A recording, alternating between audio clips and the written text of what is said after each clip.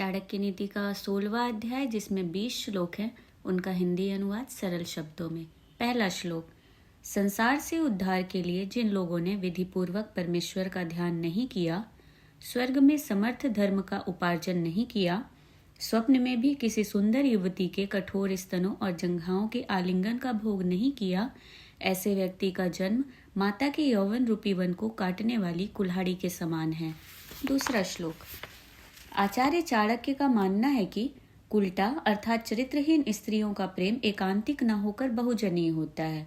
उनका कहना है कि कुल्टा स्त्रियां पराये व्यक्ति से बातचीत करती हैं, कटाक्षपूर्वक देखती हैं और अपने हृदय में पर पुरुष का चिंतन करती हैं। इस प्रकार चरित्रहीन स्त्रियों का प्रेम अनेक से होता है। तीसरा श्लोक। जो मूर्ख व्यक्ति माया के मोह में वशीभूत होकर यह सोचता है कि आमुक स्त्री उस पर आसक्त है, वह उस स्त्री के वश में होकर खेल की चिड़िया की भांति इधर से उधर नाचता फिरता है। चौथा श्लोक। आचार्य चाणक्य का कहना है कि इस संसार में कोई भाग्यशाली व्यक्ति ही मोह माया से छूटकर मोक्ष प्राप्त करता है। उनका कहना है, धन वैभव को प्राप्त करके ऐसा कौन है जो इस संसार में अहंकारी ना हुआ हो? ऐसा कौन सा व्यभिचारी है जिसके पापों को परमात्मा ने नष्ट ना कर दिया हो? इस पृथ्वी पर ऐसा कौन धीर पुरुष है जिसका मन स्त्रियों के प्रति व्याकुल ना हुआ हो? ऐसा कौन पुरुष है जिसे मृत्यु ने ना दबोचा हो? ऐसा कौन सा भिखारी है जिसे बड़प्पन मिला हो? ऐसा कौन सा दुष्ट है जो अपने संपूर्ण दुर्गुणों के साथ इस संसार से कल्याण पथ पर अग्रसर हुआ हो? पांचवा श्लोक। स्वर्ण मृग ना तो ब्रह्मा ने रचा था और न किसी और ने उसे बनाया था, न पहले कभी देखा गया था, न कभी सुना गया था। तब भी श्री राम की उसे पाने की इच्छा हुई, अर्थात सीता के कहने पर वे उसे पाने के लिए दौड़ पड़े।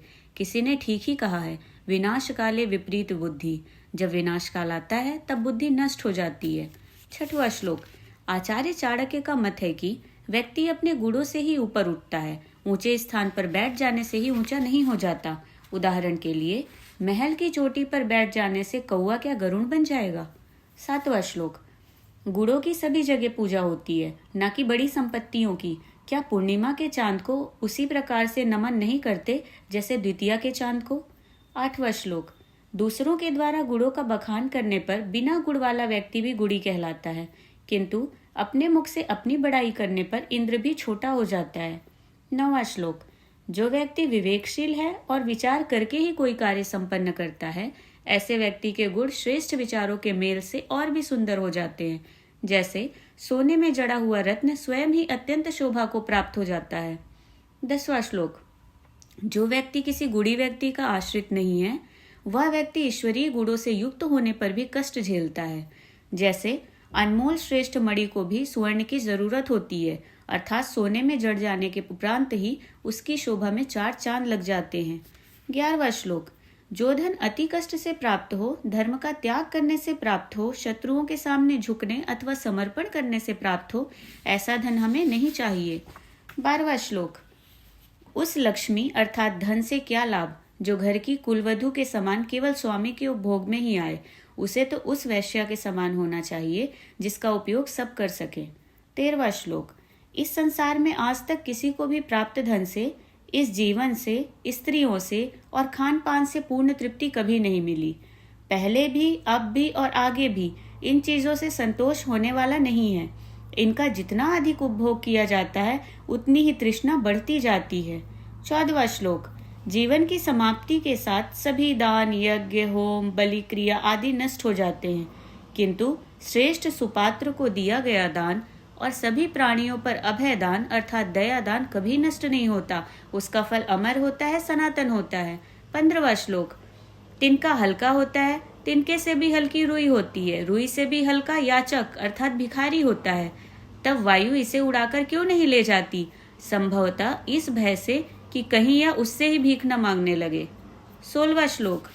अपमान करा के जीवन से तो अच्छा मर जाना है, क्योंकि प्राणों के त्यागने से केवल एक ही बार कष्ट होगा, पर अपमानित होकर जीवित रहने से जीवन पर्यंत दुख होगा। 17वां श्लोक।